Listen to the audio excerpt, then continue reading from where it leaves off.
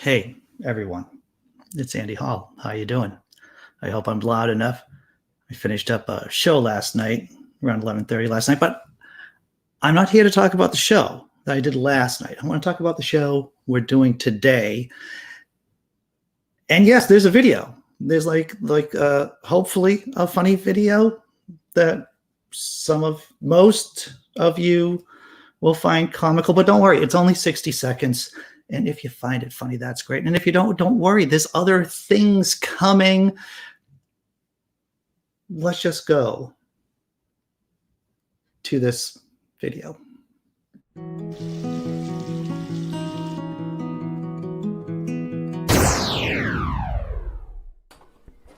Future is not set. Time to die. Those men are from the future, Adolf. They're coming to kill you. Oh, Papa, why would anybody want to kill me?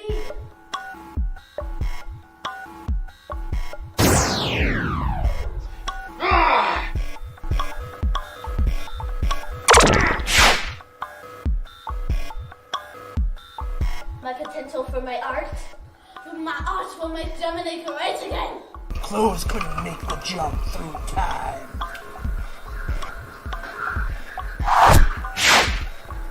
These people from the future, they tried to kill me, but it makes me so mad. It makes me want to rule! Hitler, you will pay for your crime. Well, how about that as a good morning? A Monday good morning to all of us. All right. Well, I hope people saw that. I hope the sound came out okay. I made that with a group of people here in the Boston area a couple of years ago. It came off. The germ of the idea was unintended effects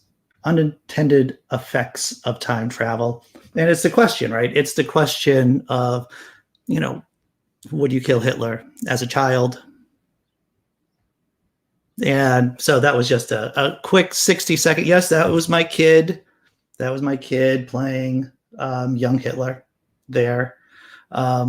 Once again, I thought I had to do a little intro because it would be really, I think it would be a tough lift. I think it would be a hard lift, especially if this is the first time you came to the channel that you saw this kind of weird 60-second comedy video, right?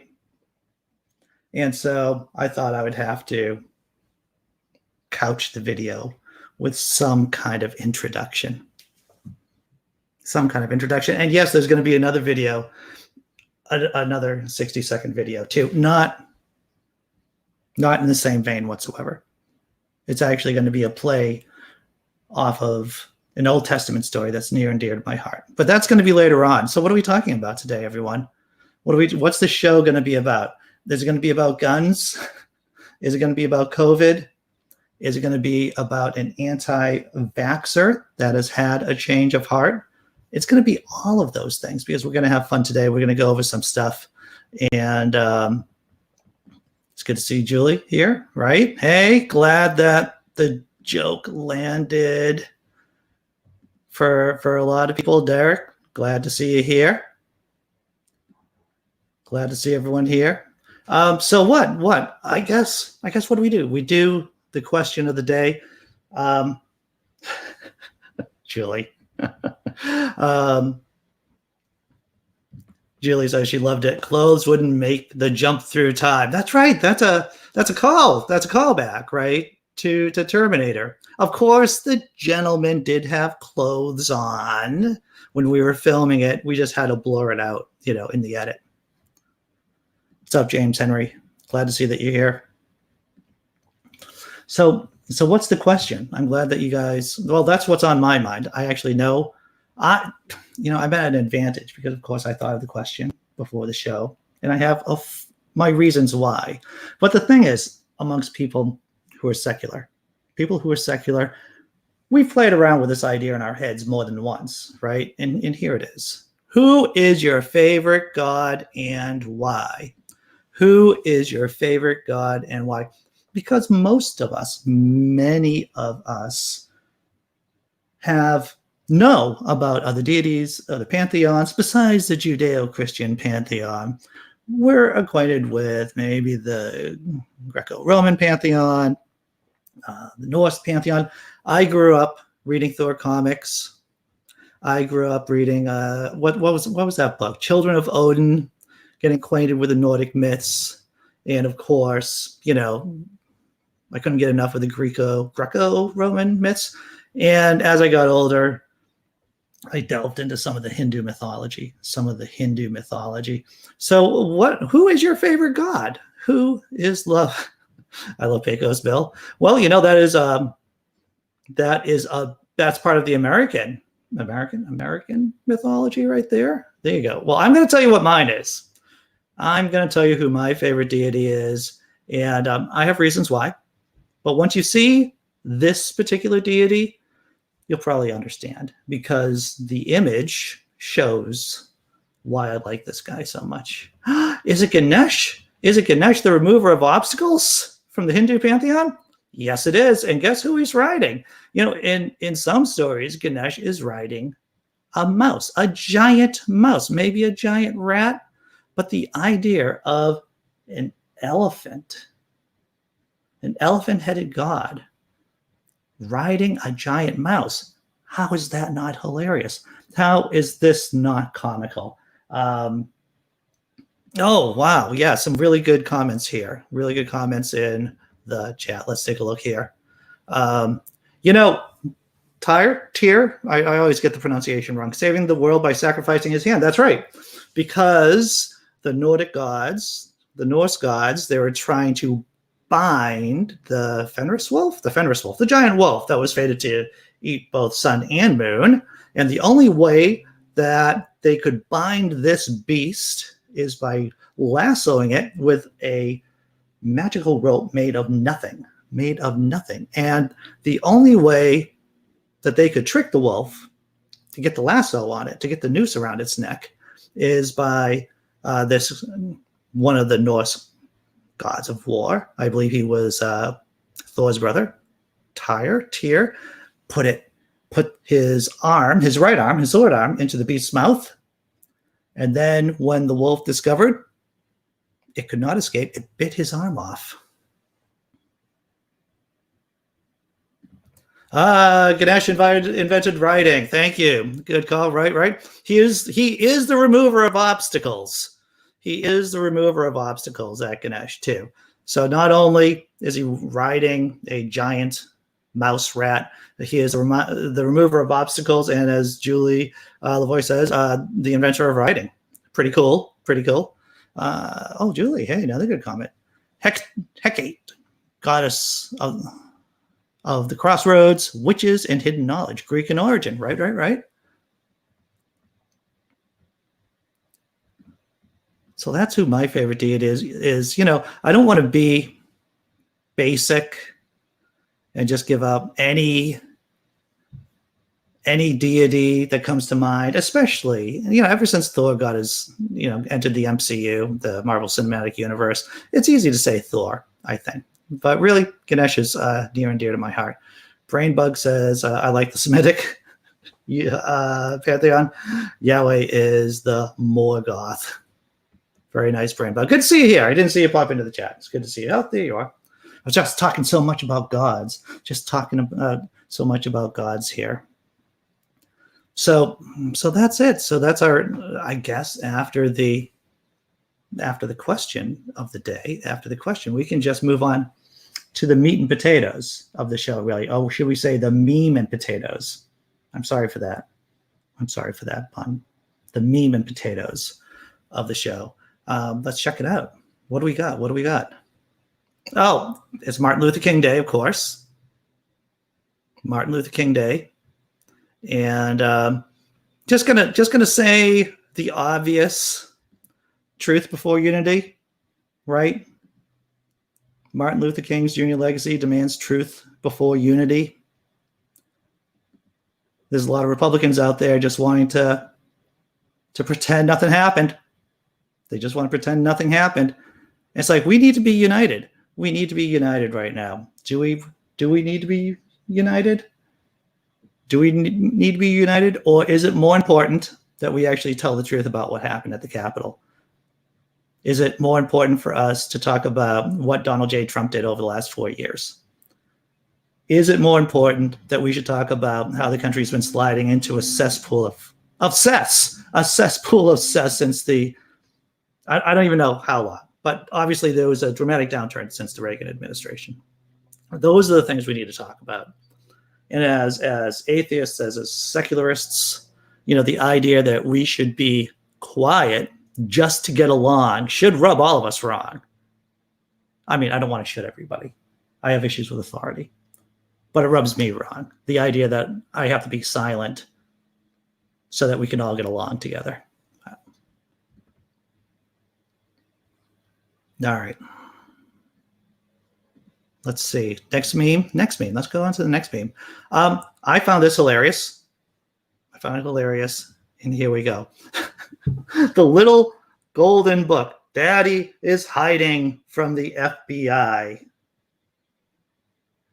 Daddy is hiding from the FBI.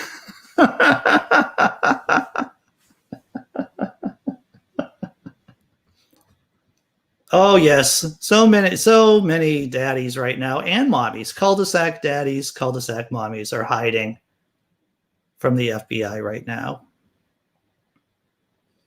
They're hiding, and in all reality, they're just waiting to get arrested. They're just waiting to get arrested by the FBI. Because you see, there's just as you all know, there's just so many Trumpists, so many people out there to be arrested. They have to prioritize. The FBI has to prioritize. And so, sure, you may think you're hiding from the FBI, but in all reality, the only thing that you're doing is you're just hanging out. You're just on borrowed time before the feds get to you. Oh, here it is. Phil Lister, on fire from downtown. Ultimate expression of power. Freya using cats to haul a chariot across the sky.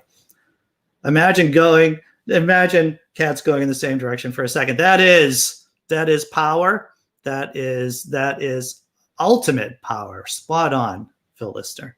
Spot on. James Henry, if anything, MLK proved a peaceful protest. Well, it's interesting that you should mention this. I'm going to divert for a minute. I'm going to divert for a second. And once again, I talk about Extinction Rebellion, and they did the environmental group.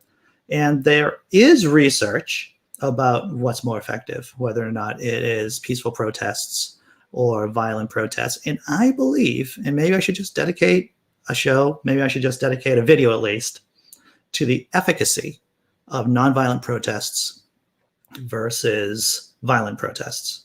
But overall, over time, nonviolent movements create more change than violent movements. But once again, I cannot speak in depth about this because I do not have the links, because I always like links. And once again, all the stories we're going to be talking about today, links are on the description.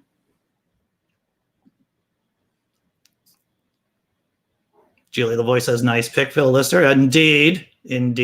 Nice job. And what is the last meme for our show today? I'm glad you asked.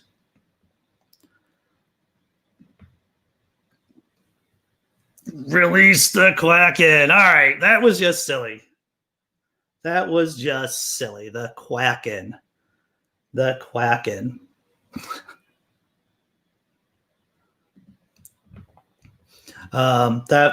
my kid sent that to me, and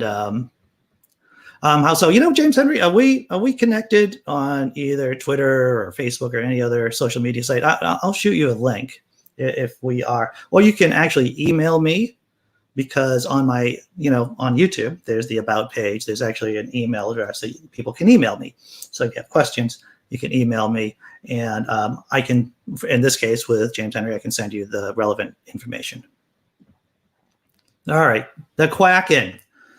So what did I promise? What did I promise this morning? I promised COVID. A story, important story too about COVID. I promised something about an anti-vaxxer who's had a change of heart. An anti-vaxxer who's had a change of heart, and of course something crazy about guns. Something crazy about guns, because this is America, and if some section of the country isn't crazy about guns, I don't think America is America, or America is America. But let's I don't want to get ahead of myself. Let's talk about anti-vaxxing. Let's talk about this prominent person who was an anti-vaxxer and had a change of heart. Yeah, we're talking puppy dogs and sunshine this morning. This is from the Friendly Atheist, Hammett, over there on the Friendly Atheist over at Patheos. Did I mention that I have a blog on Patheos? Did I mention it? I didn't do a cheap plug yet for my blog, Laughing in Disbelief, the same name as this wonderful YouTube channel. You guys can check it out. Laughing in Disbelief on Patheos. But this is Heaven Meta. And prominent anti-vaxxer is now apologizing for telling people to avoid vaccines. Once again, a prominent anti-vaxxer is now apologizing for telling people to avoid vaccines. Pretty remarkable that someone has changed their mind. And it's pretty remarkable, before we get into the story, that someone has changed their mind when so much of where they get a lot of status from being wrong. Because some people get a lot of status amongst their peers for being super wrong and being very popular being wrong. Oh, Never Again says, please talk puppies and sunshine, because it's doing nothing here but being very cold and very snowy. Never again. Here we go. We're talking about anti-vaxxer that has changed her opinion. All right, let's get into it. An anti-vaxxer who became a poster child for the movement is now urging parents to vaccinate their kids and stop believing the anti-scientific lies. She's even explaining what caused her own change of heart. This whole saga began in 2019 when Halloween parties were still possible. Autumn days, I'm going to pronounce it like that because there's two S's at the end, days, dressed up as something truly frightening, an anti-vaxxer carrying a tiny skeleton. She also was attending a costume party as Karen and her non-vaccinated child. And this person who was an anti-vaxxer came up with her own version of a Halloween costume, which made her famous. This made her famous. This is the one. Was trying to think of the least scary thing I could be for Halloween, so I became the measles. This woman, this was her Halloween costume, or her riff off of the idea that anti-vaxxers are scary. She thought that the least scary thing she could be was someone who had measles or became the measles. Who became the measles. Now, it's no surprise for those of us. We all know, right, that measles killed millions of people in the past. Millions of people, right? Smallpox, pox, chickenpox, they're just wiped out. Tons of people. When Europeans came to this country, the native peoples didn't have any resistance to these diseases. One of the reasons why so many, why we are where we are today is that the native peoples were wiped out by diseases that European colonists brought over here. So let's go on. Once again, was trying to think of the least scary thing I could be for Halloween, so I became the measles. It was only when she began researching the horrifying anecdotes people shared online that she realized vaccinations weren't the problem. What? A lot of people were just falling for the post hoc ergo propter hoc fallacy. This is from her Facebook apology. She did an incredible Facebook apology, and shout out to Daniel Fisk-Bennett for letting me know about the story too. He first alerted me to this story, and then I went over to the Friendly Atheist and found this article. I started to see that a lot of vaccine deaths were actually due to co-sleeping accidents or to some or other underlying conditions. The timing was just very unfortunate. The whole situation was sad, but vaccines inevitably took the blame. Let me talk about co-sleeping in a second. I'm going to go continue this bit here. But the problem is, as an anecdote, without proof, can get out of hand quickly in the hands of social media.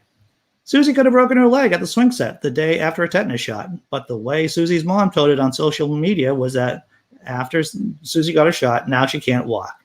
Then this post gets spread 20,000 times. You have a bunch of parents not wanting their child to get the tetanus shot because, of course, they don't want to risk their child losing their ability to walk. Yeah, that's about it. Scared parents, anti-vaxxers. There's definitely a group of parents who are just afraid, and they hear these things online, and that gets them into anti-vaxxers, turns them into anti-vaxxers. I just want to say one thing, too, about co-sleeping. I have 2 kids. When they were babies, they never slept in the same bed with us. They never slept. Now, I have a sleep disorder. It was pretty much out of control in my 30s. When we had the kids were really young. But when you look at the data, there are co-sleeping, having the baby in bed with you increases the chance of something horrible happening to that baby. There is just a greater chance of something horrible happening to that baby. The information's out there. That's just my suggestion in case you're about to have kids or know someone who has very young children, like babies. Sleeping in the same bed with them increases the chances of something horrible happening to the baby. Let's continue with the story. Simpson, the person who is the anti-vaxxer, says she went through her own medical crisis last year and realized the doctors and nurses who helped her weren't part of some vast conspiracy. Western medicine wasn't out to get her. There wasn't some secret plot underway. She is now trying to make amends for her past, not just for urging people to get vaccinated, but for suggesting that autism was a problem to avoid at all costs. I want to apologize for anybody I hurt during my anti-vax days. It was hard, sarcastic, and extremely hurtful. I know there's a lot of ableism in the anti-vax movement, so just know this: your autistic child was born perfectly. Do not let anyone tell you that they need to be cured or fixed. I'm so sorry if I ever promoted ableism. That was never my heart or intent, of course, but I am sorry if I did it regardless. I'd like to thank the pro-vaccine and medical community's forgiveness for my flippant attitude, my Dunning-Kruger effect that I put on like a pair of shoes daily in my measles costume that looked more like syphilis. I am so sorry. The woman admits that she Dunning-Krugered herself. How, it's so difficult to prove that to say that you're wrong, and then to go really out there and saying, yes, I put on my Dunning-Kruger shoes every day for a long time. And the insipidness I spread, actually people took for gospel truth. Let's see what's going on in the chat. Dr. Mordecai, did you hear about Jesus? Yeah, he's real.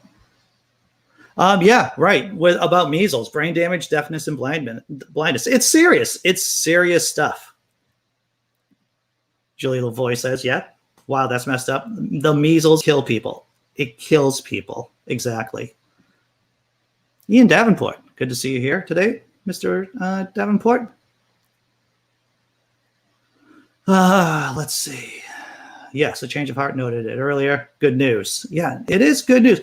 And you never know how or when a person may change their heart. Like if the real radical today might not be a radical tomorrow. They might recognize the error of their ways. I was a Baptist when I was much younger.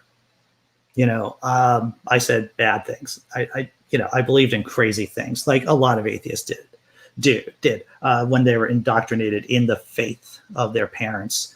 So when someone does change their heart, and this is also the link to the Friendly Atheist article is in the description. But this woman also said that one of the things that made her journey easier were the fact that people who are pro-science, pro-medicine, actually treated her with compassion once she admitted she was wrong. So once a person admits that they're wrong, there's moral here not to crap on them, and to welcome them into rationality, and to welcome them. Yeah, I think that, and like I said, it's part of her story. It's in the Friendly Atheist post. It's in the description down there below. So she turned her heart around. What do we got for next for the next story? Let's see. Oh, COVID. Okay, so before we get into this, so those of you who are in Britain, and oh, hey, Julia Voice. Yeah, good for her for admitting she was wrong publicly and acknowledging the harm she did. You know, and I just want to go back to this again. You'll hear me say this when I'm talking with people, whether I'm on this channel or whether I'm communicating with them on Twitter, whatever. And I'll be like, all right, so, and there's an admission of guilt. There's admission that they've done something wrong. And one of the things I say, if I think it's okay for me to say it, if I hope it produces some kind of change, is that how are you going to make that right? How you admit that you've done something wrong. How are you going to make that right? Can you make it right? Can you do something? Can you do something to make it right? And that's what this woman's doing.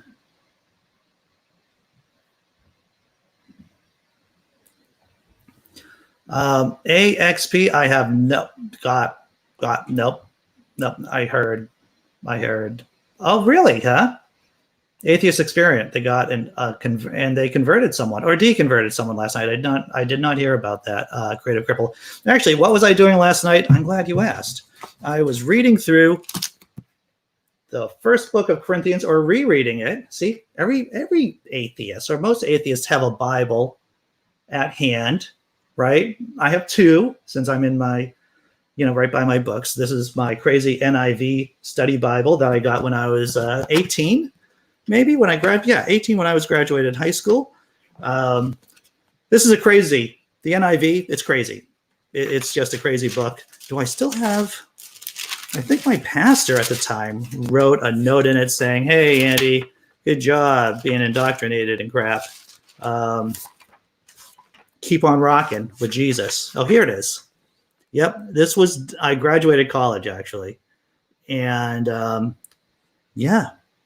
I got this at the Warren Avenue Baptist Church on June 13th, 1993. Wow. And whenever I want to go to crazy, I pick up my NIV study Bible. Sure, I could go to the Oxford Study Bible down here, but this is what I want when I want to go with crazy. So I was reading through the Book of Chronicles. I had Jason Folks on from Dragon and Genesis podcast. We were talking about Paul's letter to the Corinthians. By the way, Paul, there's a lot of Paul talking about how you shouldn't be banging your stepmom. Yes, believe it or not, if you're not acquainted with Paul's letter to the Corinthians, 1st and 2nd Corinthians, then yes, there is a significant amount of Paul saying, hey, maybe you shouldn't be banging your stepmom in it, because that was an issue the early church, the church in Corinth, was facing. It was a controversy. Oh, man. All right. So that's what I was doing last night. I wasn't watching Atheist Experience. I was talking with Jason Folks and getting ready for the show, because believe it or not, it takes me a while to get ready for these things. It takes me a while to get ready. And when I have guests on, I actually like to know something about what they're talking about. All right. Let's go back to COVID. All right. Because people in Britain know this, right? People in Britain know this. People in Ireland know this. Here in the States, we've been wrapped up in our own drama. We've been wrapped up with the Capitol attack. We've been fixated on Donald J. Trump. We've been thinking about, white supremacy, but COVID, this strain of COVID, which the Brits have right now, They have it in like gobs. They have gobs of this new strain, this highly transmissible strain of COVID. Countries on lockdown. Countries is on lockdown. And it's here in the United States of America. Yeah, just not hearing about it because there's so much other news out there. And if you look at the graphs, of how it exploded in the UK, then that is reason to be worried. Jess M says, yes. I just read the new strain is in Massachusetts. That's right. I believe someone flew in from the UK, got tested, and yeah. And so the strain is officially in Massachusetts. But let's look at let's look at this story, right? Let's look at the story. CDC models suggest that UK COVID strain will dominate in US shortly, with a spike in cases. Yes.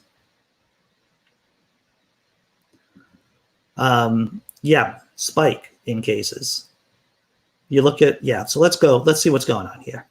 The UK variant of the virus behind COVID-19 could be the dominant strain in the US by March. And because it transmits more easily, daily case totals could spike again in the spring. That was CDC's warning in a new report Friday on the emergence of a variant known as B.1.1.7. Variant B, I'm just going to call it variant B, has the potential to increase the U.S. pandemic trajectory in the coming months, the CDC said, explaining that it modeled the course of the virus's spread based on currently known factors. In this model, B prevalence is initially low, yet because it is more transmissible than the current variants, it exhibits a rapid growth in early 2021, becoming the predominant variant in March, the report stated. This is reason to be concerned. This is reason to be concerned right here. But wait, there's more news about this from the same article. The CDC model looked at the daily reported cases, and I just want to say this. This isn't to scare people, right? Most of the people watching this, we're smart, we're responsible, we wear masks, we don't mix with people a whole lot, right? Outside of our pods. However, it's just important to note that there is this new strain. It's gonna be growing really, really fast in the next couple of months. It's much more transmissible. So it's something to be concerned about. More from the article. The CDC model looked at the daily reported cases through May of both the current variants of the virus and B, in scenarios where the reproduction rate right now was either just above or below 1, and in scenarios where a community was or was not vaccinated. In the worst case scenario, with a reproduction rate above 1 and no vaccination, there could be as many as 80 new cases per 100,000 people by May, or more than 250,000 new cases every day. That's the worst case scenario. Probably not going to happen. In a more optimistic scenario, with a declining rate of infection and with community vaccination, the CDC's model still projected that the new variant would drive more than 30,000 new daily cases nationwide by May. Let me read that again. Even in a more optimistic scenario, with a declining rate of infection and with community vaccination, the CDC's model still projected that the new variant would drive more than 30,000 new daily cases nationwide by May. It is something to be concerned about. Well, theoretically, I would agree that clean water, food, and shelter, those are the things that have increased our lifespan, over the last decades and everything. But it's not either or. This is a false dichotomy that we can't do both. We can do both. It is a question about will. It is a question about putting resources where they need to be. Let's see. Oh, critical cripple, speaking smart words or writing smart words, but why they set arbitrary end dates rather than base it on something like the R? Who knows? Man, who knows? James Henry says all the schools are closed here. James Henry, yes, sir. The British mutation is said to be 70% more infectious. I've heard I've heard a variety of different numbers. I have heard 70. I've heard 53%. I've heard 50 to 70%. The thing is, it is, and I'm going to use this term. I'm going to use this hella more infectious than the variant we're used to. Much more infectious.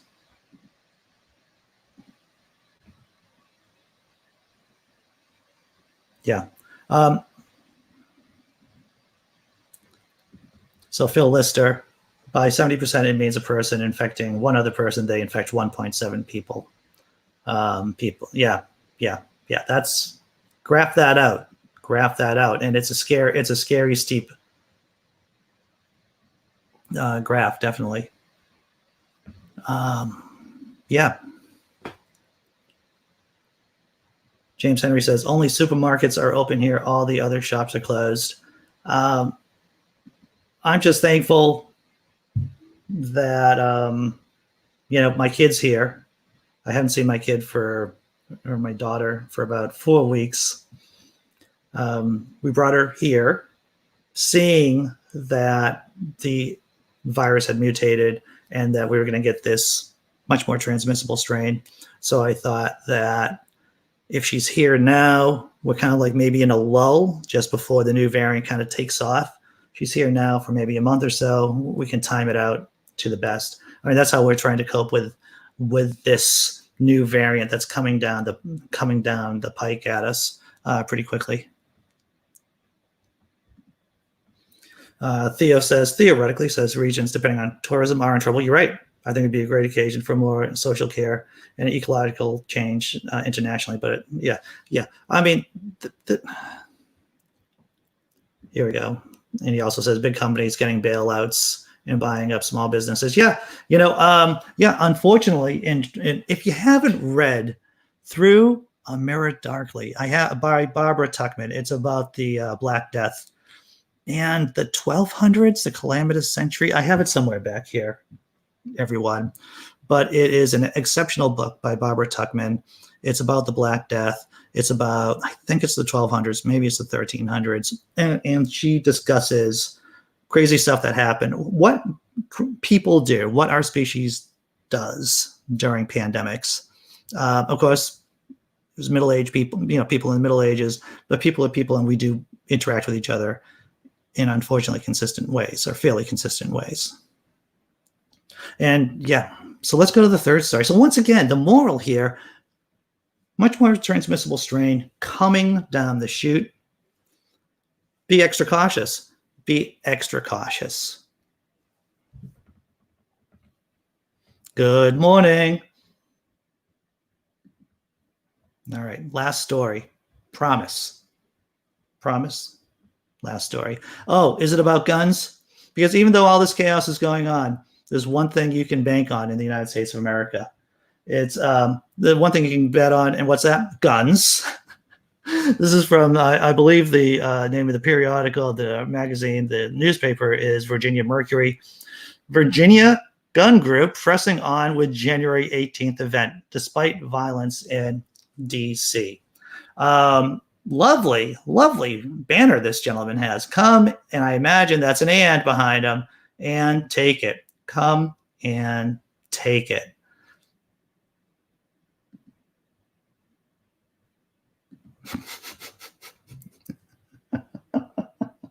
Oh my. Oh, let's see what this is all about. The leader of the pro-gun Virginia Citizens Defense League said the group isn't changing its plans for, hey, that's today, plans for January 18th rally in Richmond after right-wing rioters stormed the U.S. Capitol to protest the presidential election. A year ago, more than 20,000 gun enthusiasts packed the streets around the Virginia Capitol for VCDLs. VCDLs, is that an STD? It sounds like an STD.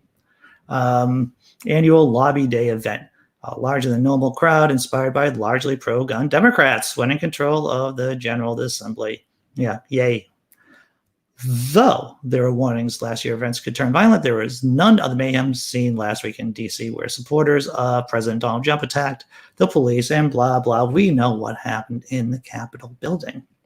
So despite that there is a charged, let's say a charged atmosphere of right-wing terrorism, they're still running this rally today in Virginia. Let's go on with the story. It's not clear what to expect from the January 18th event, but it appears to be the only major event on Virginia law enforcement's radar. After being denied a permit to rally on the Virginia Capitol grounds, VCDL has asked supporters to participate in a vehicle caravan. A vehicle caravan? What's funner than a vehicle caravan? For guns. In the area, the General Assembly won't be meeting at the Capitol due to COVID-19 precautions.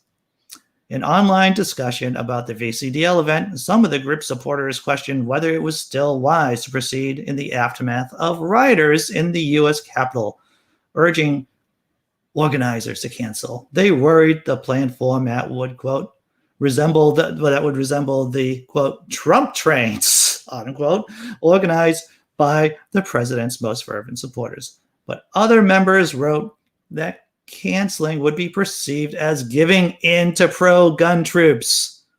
You can't give in to pro-gun troops by acting rationally. That's just reasonable. Okay, so we just went to that. So that's America right there, everyone. That's America. Guns. There's going to be a big car caravan in Richmond, the capital of Virginia. Sure.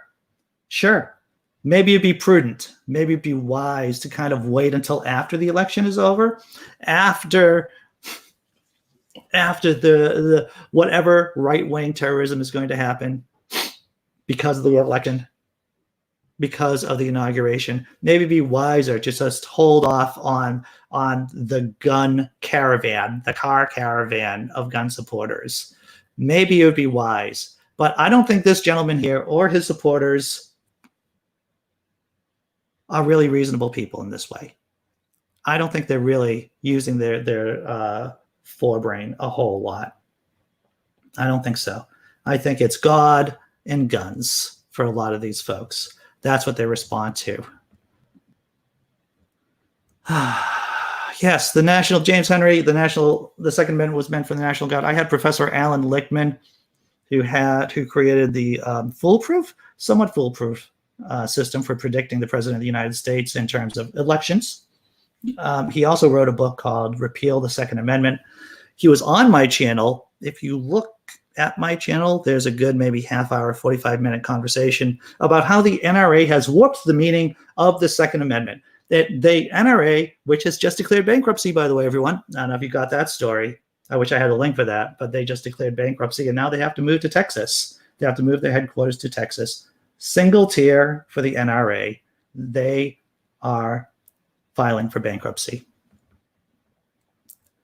But yeah, if you want to see the discussion with Professor Alan Lichtman from, I believe it's American University is where he teaches. We had a great conversation about his book, Repeal the Second Amendment. You can find it on my channel. Oh, man, it's crazy. Yeah, we're dangerously close to 1933. Sure. I'm not. Well, if anything, I have to tell you hey, look at you, Critical Cripple, putting the link to my discussion about how the NRA has warped the original intent of the Second Amendment. Yes, and they intend, of course, it was just as Christian fascists warped the idea or warped the abortion discussion, the choice discussion, to further their own ends. The NRA has warped the Second Amendment to satisfy its own ends too. And that was thank you again, Critical Cripple. putting in a great piece here about the NRA, and from The Guardian too, NRA files for bankruptcy. Yeah, I mean, that's okay. I've been noted to look at The Guardian here and there. Yeah, right? All right. So what makes me happy? The GOP is all about fear. It is. I think about times that I've been afraid. It narrows my ability to think. It just hampers my ability to think. I think when you look at people who are afraid, they become less cognitively nimble. They just can't think flexibly, if they ever could to begin with. And so that's why you have these single issue voters. You have single issue voters partly because they're afraid. And people do stupid things when they're afraid, more or less, over most of the time. Well, the idea about, James Henry, if you use manners and common sense, you will not need a gun to feel safe. If we have a good society, if we have a functioning society, if we have a society where people aren't dirt poor, where the number one reason for bankruptcy isn't medical bills, it's here in the US. When you have a safe society, people are less likely to be dicks to each other. Revolutionary idea, I know. It's a crazy thing. It's a crazy idea that if you have a society that incentivizes good behavior, people will act nicely to each other. And the thing is, right, is that we've had a society for the last 40 years or so that has incentivized bad behavior. It has incentivized people being dicks to each other, especially in the voting booth. All right. Oh, wait, I'm sorry. This is supposed to be the part in the show where I talk about the things that's going to make me happy. All right. I'm going to talk about something that makes me happy. I'm going to talk about something that makes me happy. This next 60 second, I started off with a 60-second clip of a film I wrote. I'm going to finish this with a 60-second video of a modern day rendition of an Old Testament story that's near and dear to my heart. I'll talk about it afterwards too. So we'll do the clip. We'll do the 60-second clip, and then I'll come back and we'll talk about the bit. Let's see what goes on. Let's do this thing.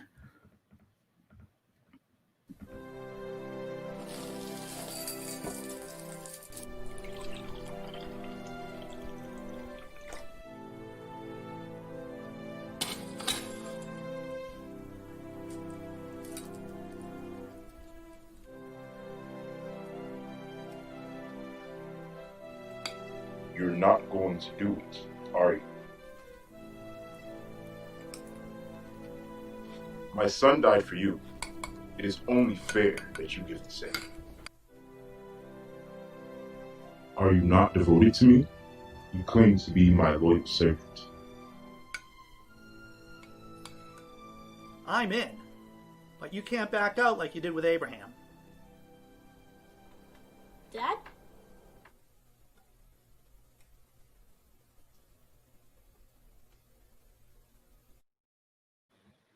So there you go. That was my modern day retelling of the Abraham Isaac story. Maybe kind of like a preamble, like the story before the story, right? It wasn't as brash as the young Hitler story that the video that I did at the very beginning of the show. So I thought that I'm not unhappy with that, with either one of the clips. God equals, I like the gods that don't get executed. Indeed. Oh my goodness, Julia voice, right? To tell you the truth, if I was financially independent, if I didn't have to work, I would just be doing all kinds of crazy stuff like these videos. So I can only do a video like that every once in a while. Glad you liked it, Critical Cripple. Glad you liked it. I also did, if anyone has been on my channel, I just posted, on Saturday, an old video that I did, Silent Night. It's a silent movie, a 6-minute silent movie. I did it for the 48-hour film project with a bunch of great people. Wrote and directed that. If you want to check it out, check it out. You should put a smile on your face too. It should put a smile on your face. I don't know. So that's it, everyone, right? We're going to talk about all kinds of things tomorrow. Probably something about Trump selling pardons. Is he taking the Catholic Church's route? You know how the Catholic Church sells indulgences? Is he selling pardons? We'll talk about that tomorrow, I know. And we cannot not talk about Wednesday. So tomorrow, on Tuesday, we're going to talk about Wednesday. But don't worry, on Wednesday, we're going to talk about Wednesday too. And once again, Critical Cripple, nailing it in the chat with a link to the video. Ian Davenport, great to see you. Hey, everyone, thanks for coming by. We're going to do this crazy stuff again tomorrow. Check out my discussion with Dragons in Genesis about banging your stepmom and how Paul had to write a bunch of things about not banging your stepmom. It was crazy. Take care, everyone. Be safe. Bye. Ba, ba, ba.